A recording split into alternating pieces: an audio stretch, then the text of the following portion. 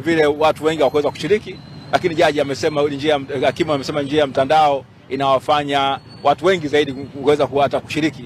Sasa sijajua tutabidi swala ni kwamba hiyo ni hukumu ambayo umma inatakiwa iweze kutoa juu ya maamuzi hayo ya mahakama.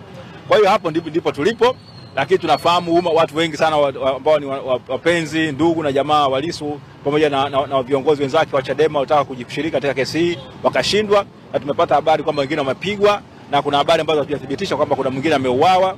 Sasa haya yote ni masuala ambayo kwa kweli yanatia mashaka na mstakabali mzima wa namna ya kuendesha haki jinai katika nchi yetu. Kwa hiyo basi nyewe waandishi wa habari ambao mlikuwepo, ambao mmefuatilia hizo habari, vyema mkazichunguza na kuweza kutoa taswira sahihi kwa umma juu ya mambo yameendelea hivi leo.